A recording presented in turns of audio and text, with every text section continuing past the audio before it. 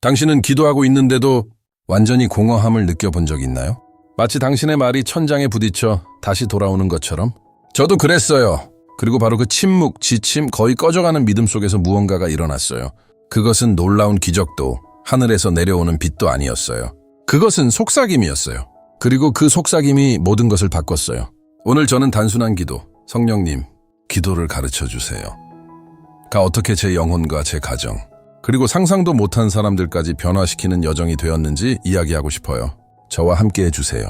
왜냐하면 이 이야기가 당신 안에 무언가도 불붙일 수 있기 때문이에요. 어떤 나름 몸은 일어나지만 영혼은 바닥에 남아있어요. 일상이 우리를 앞으로 밀어내지만 내면은 완전히 멈춰 있는 것 같아요. 한때 빛났던 믿음은 이제 거의 꺼져가는 불씨처럼 피곤함과 의심, 공허한 반복에 짓눌려 있어요. 그리고 가장 고통스러운 건 하나님께서 듣고 계시지 않은 것 같은 느낌이에요. 우리는 말하고 기도하고 부르짖지만 모든 게 조용하게 느껴져요. 그건 믿음이 부족해서가 아니라 지쳐있기 때문이에요. 반항이 아니라 고통이에요. 그리고 저는 정확히 그 지점에 있었어요.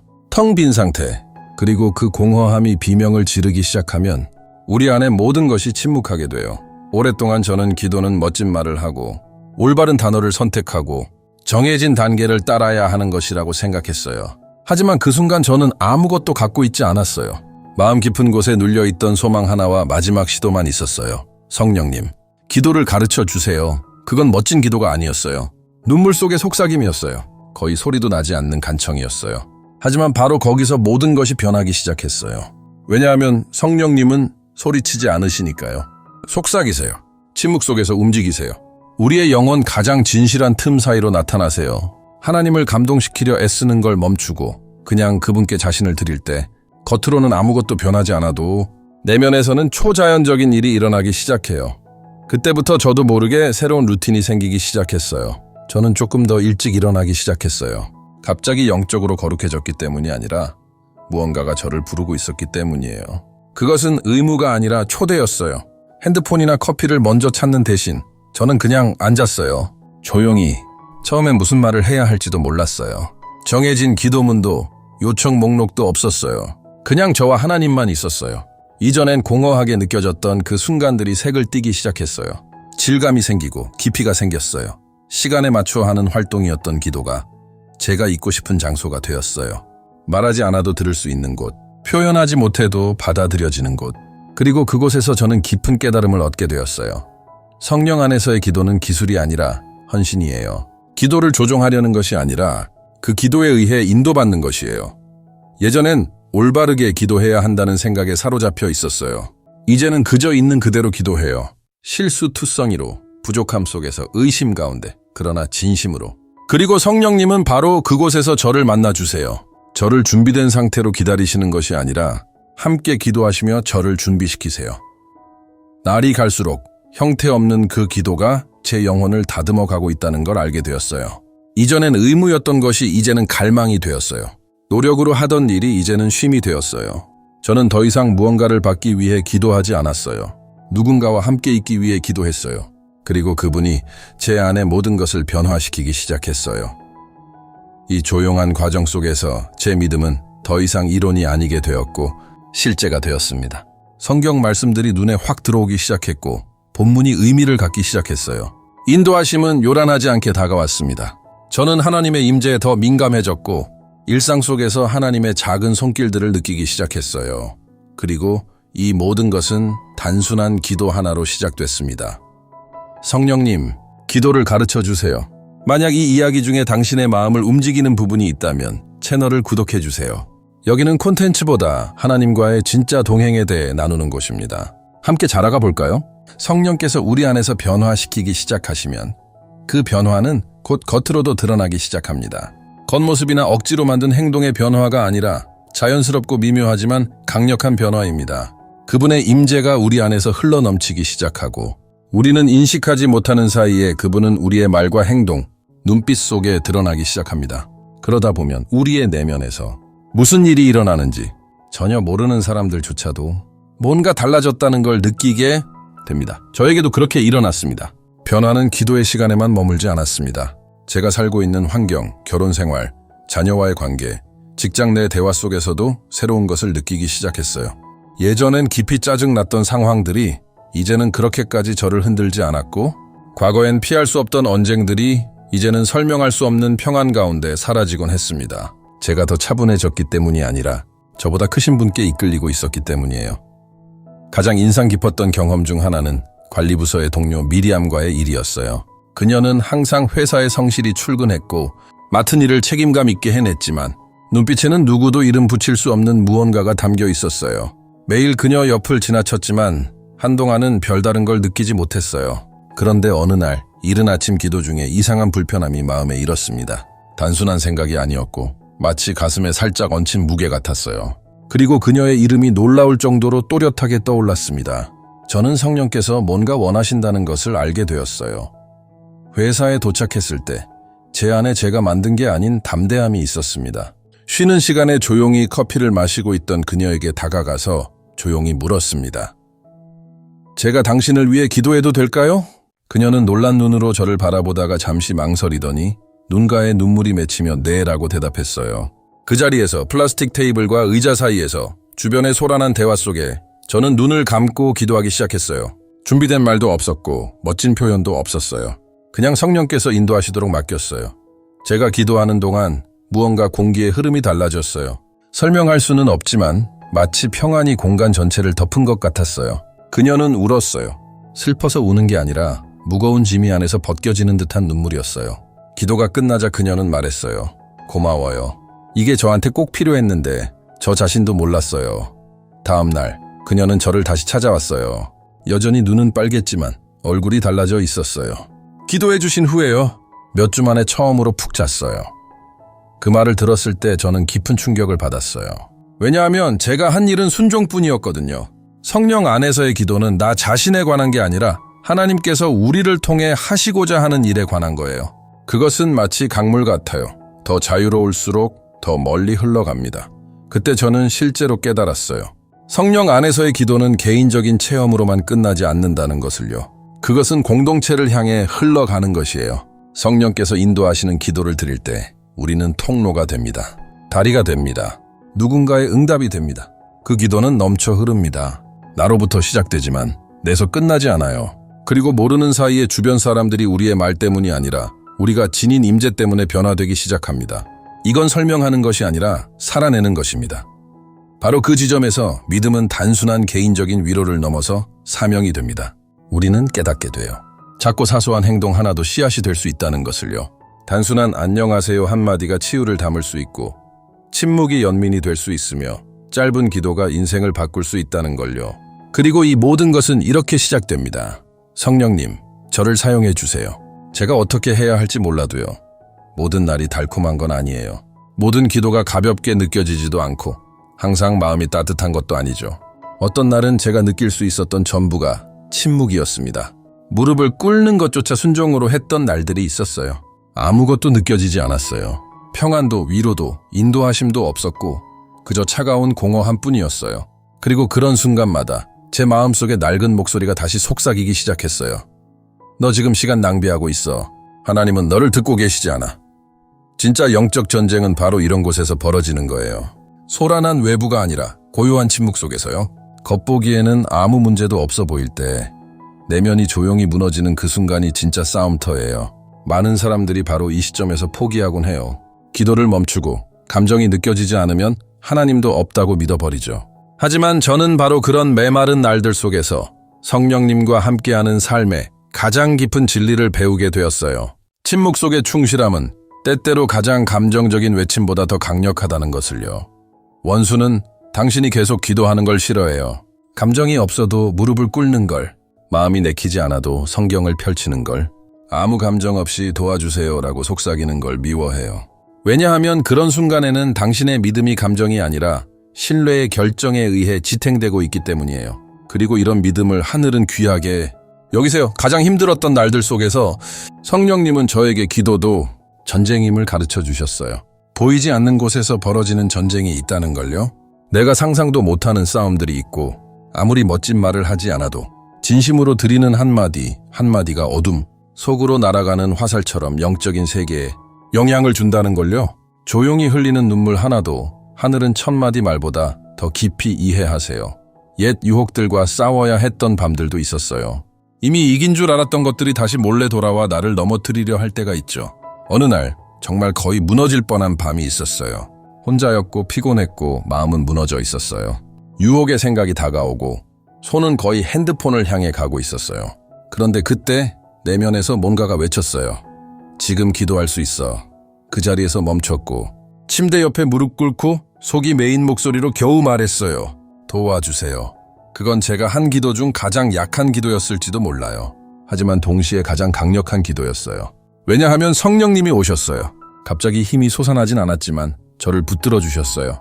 그래서 그 밤을 넘길 수 있었고 다음 날도 계속 걸어갈 수 있었어요. 그리고 그 다음 날도요. 그렇게 싸움은 조금씩 가벼워졌어요. 내가 더 강해졌기 때문이 아니라 그분의 힘으로 싸우는 법을 배웠기 때문이에요. 아무것도 느껴지지 않아도 계속된 기도가 저를 지켜줬어요. 그것이 저를 강하게 했고 성령 안에서의 기도가 단순한 감정의 연결이 아니라 무기임을, 전쟁의 전략이며 보이지 않는 저항임을 가르쳐 주었어요. 많은 사람들은 기도를 위로를 얻기 위한 수단으로 생각하지만 저는 이제 알아요. 기도는 곧 영혼이 무너질 것 같은 상황 속에서도 그것을 일으켜 세우는 행동이에요. 그러니 만약 지금 모든 것이 무겁고 아무것도 이해되지 않는 그런 날을 지나고 있다면 제발 기도를 멈추지 마세요. 반복되는 말이라도 눈물로라도 심지어 아무 말도 없이 조용히라도 괜찮아요. 왜냐하면 성령 안에서의 기도는 바로 그런 거예요. 내가 기도할 수 없을 때 그분이 나 대신 기도해 주시는 것. 지금 당신의 삶에서 성령님이 강하게 하시길 바라는 부분이 있다면 댓글로 남겨주세요. 우리가 쓰는 그 한 문장조차도 하늘을 움직입니다. 그리고 우리는 함께 걷기 위해 이 자리에 있어요.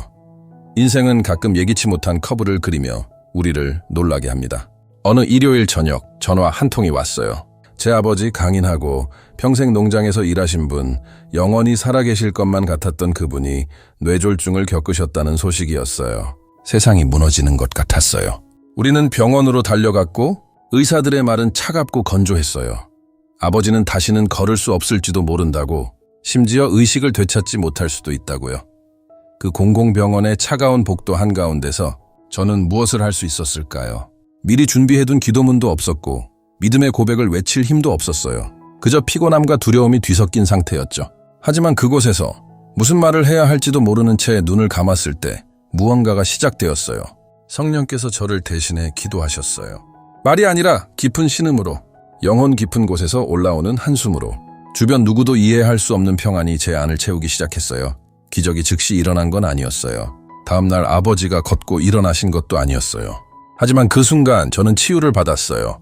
불안으로부터, 절망으로부터, 믿지 못하는 마음으로부터요. 그 복도에서 하나님은 제게 이런 걸 가르쳐 주셨어요. 가장 큰 기적은 언제나 육체적인 치유가 아니라 혼돈 속에서도 믿음을 잃지 않는 것이라는 걸요. 그리고 그 조용한 믿음, 형태 없는 기도들이 저를 버티게 했어요. 병원에서의 매일 밤은 보지 않고도 신뢰하는 법을 배우는 시간이었어요. 매번 나오는 의사의 소견은 결과가 없어도 계속 기도하라는 초대장이었죠. 그리고 서서히 아주 미세하게 아버지에게서 회복의 징후들이 나타나기 시작했어요. 작고 눈에 잘 띄지는 않았지만 분명히 존재하는 변화였어요. 성령님은 거기 계셨어요. 보이지 않는 곳에서 일하시며 눈에 보이진 않아도 확실히 느껴지는 손으로 모든 걸 붙들고 계셨어요. 어느 정도 시간이 지나고 비슷한 일이 또 벌어졌어요. 그런데 이번엔 제가 상상도 못했던 사람이었어요. 멀리 수도에 사는 사촌이었고 평소엔 거의 연락도 하지 않던 사이였어요. 그가 음성 메시지를 보냈는데 목소리가 무너져 있었어요. 더 이상 못 버티겠다고, 기도해도 아무것도 느껴지지 않는다고, 그의 믿음은 안에서부터 메말라 버렸다고, 이제는 포기할까 생각 중이라고 했어요. 그 메시지를 듣자 병원에서 느꼈던 똑같은 조임이 마음에 찾아왔어요. 하지만 이번엔 제가 무엇을 해야 하는지 알았어요. 그에게 저를 만나러 오라고 부탁했고 평범한 오후 공원 벤치에서 나무 그늘 아래 함께 기도했어요. 억지 감정 없이, 준비된 말도 없이. 저는 단지 눈을 감고 이렇게 말했어요. 성령님, 그를 만져주세요. 저를 만지셨던 것처럼요. 그분의 임재가 오셨어요. 성령님만이 하실 수 있는 방식으로요. 사촌은 울기 시작했어요. 고통의 눈물이 아니라 해방의 눈물이었어요. 마치 마음속 댐이 무너져 내린 것 같았어요. 그리고 그곳, 그 공원 한가운데서 그는 깨달았어요. 대단한 감정을 느끼는 게 중요한 게 아니라고요. 이해할 수 없어도 하나님과 함께 있는 것. 포기하지 않는 것이 중요하다는 것을요. 그 다음 주 그는 다시 저를 찾아왔어요. 눈빛이 달라져 있었어요. 생명이 느껴졌어요.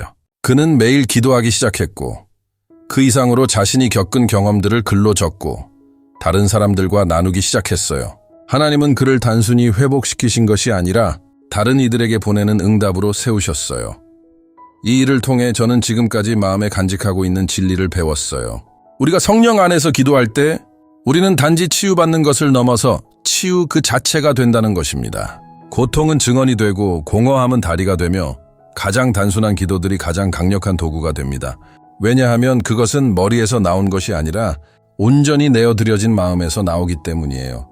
당신도 말없이도 하나님께서 당신을 위해 기도하고 계시다고 느꼈던 순간이 있나요? 댓글로 나눠주세요. 당신의 이야기가 누군가에게 응답이 될 수 있습니다. 성령님의 임재는 단지 내면을 변화시키는 데서 끝나지 않아요. 그것은 우리가 현실 속에서 결정을 내릴 때의 감각을 더 섬세하게 만드세요. 때로 성령 안에서 기도하는 것은 단순히 이렇게 묻는 것에서 시작돼요. 주님, 이 일에 대해 주님의 생각은 무엇인가요? 저도 한번 그런 기도를 했어요. 인간적인 눈으로는 완벽해 보이는 제안을 두고요. 저는 제 지역에 새롭게 들어서는 농업기술, 회사로부터 일자리 제안을 받았습니다. 지금 받는 월급의 거의 2배였고 복지도 훌륭했으며 회사의 구조도 완벽해 보였어요. 제 가족에게 더 나은 삶을 제공할 수 있는 기회였고 오래된 꿈들을 이룰 수 있는 순간처럼 보였죠. 주변 사람들은 모두 말했어요. 가야지. 하나님이 너에게 축복하시는 거야. 하지만 제 마음속에는 뭔가 이상했어요. 미묘하지만 지속적인 불편함이 있었죠. 제가 배운 게 하나 있다면 성령님은 흥분이 아니라 평안으로 우리를 인도하신다는 것입니다.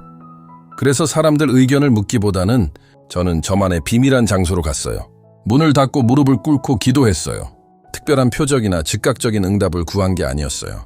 그저 이렇게 말했죠. 성령님, 이 문이 주님의 것이 아니라면 보여주세요. 그리고 며칠 동안 뚜렷한 음성은 없었지만 평안이 없다는 무게감이 계속 느껴졌어요. 제안을 생각할 때마다 마음이 무거워졌어요. 그러다 어느 주일 예배에서 목사님이 이런 말씀을 하셨어요. 축복처럼 보이지만 함정일 수 있는 선택들을 조심하십시오. 그 순간 저는 확신을 얻었고 제안을 거절했어요. 몇 달 후 그 회사가 사실상 파산 상태에 있었다는 걸 알게 되었어요. 직원들이 임금을 받지 못하고 있었고 꿈처럼 보였던 기회는 사실은 위장된 낭떠러지였어요. 성령님은 저를 보호해 주셨어요. 단지 제가 행동하기 전에 기도했기 때문이에요. 하지만 성령 안에서의 기도는 큰 결정에만 필요한 게 아니에요. 일상 속 작은 일들 속에서도 우리를 이끄세요. 어느 날 밤 제 아내가 친구 레베카에 대해 이야기해 주었어요. 그녀는 거리의 여성들을 돕는 일을 하고 있었고 보호소에서 열릴 모임에서 누군가 말씀을 전해줄 사람이 필요하다고 했어요. 제 첫 반응은 거절이었어요. 저는 설교자도 아니고 무언가 줄 수 있는 사람이라고 생각하지 않았거든요. 하지만 성령님께서 제 마음을 불편하게 하셨어요. 그분의 불편함에는 언제나 목적이 있어요. 그래서 갔습니다. 그리고 그 단순한 벽들과 무거운 이야기가 가득한 공간에 들어서자 제가 무엇을 말할 사람이 아니라 하나님께서 제 입을 통해 말씀하시기를 원하신다는 걸 느꼈어요. 저는 새로운 시작에 대해, 존엄성에 대해, 회복시키시는 사랑에 대해 이야기했어요. 말을 전하는 중에 눈가에 맺힌 눈물들과 떨리는 손들, 열리고 있는 마음들을 볼 수 있었어요. 그리고 말씀을 마친 후 한 여성이 다가와 말했어요. 당신이 오늘 한 모든 말, 오늘 아침 제가 하나님께 기도했던 내용이에요. 그 순간 다시 한번 깨달았어요. 성령님은 가장 준비된 자를 찾지 않으세요. 그분은 제가 여기 있어요 라고 말하는 자를 준비시키세요. 하나님은 직함도 지위도 필요 없으세요. 그분이 원하시는 것은 마음을 내어드린 자예요. 때로는 버스 안에서의 조용한 기도, 진심 어린 포옹, 단 한마디의 격려가 누군가가 조용히 간절히 원하고 있던 응답이 되기도 해요. 우리가 성령 안에서 기도할 때 우리는 그분의 인도하심을 따라 정확한 시간에, 정확한 장소에, 정확한 말을 가지고 있게 됩니다. 우리가 그것을 인식하지 못하더라도요. 그러니 당신의 여정을 과소평가하지 마세요. 크고 위대한 사람이 되어야만 하나님께 쓰임받을 수 있다고 생각하지 마세요. 하나님은 평범한 사람들을 통해 비범한 일을 하십니다. 그분이 필요로 하시는 건 단 하나, 당신의 전심으로 드리는 마음이에요. 만약 이 영상이 당신의 마음에 닿았다면 누군가에게 이 이야기를 전해주세요. 당신이 바로 오늘 하나님께서 사용하고자 하시는 도구일 수 있어요. 영상이 당신의 마음에 닿았다면 누군가에게 이 이야기를 전해주세요. 당신이 바로 오늘 하나님께서 사용하고자 하시는 도구일 수 있어요.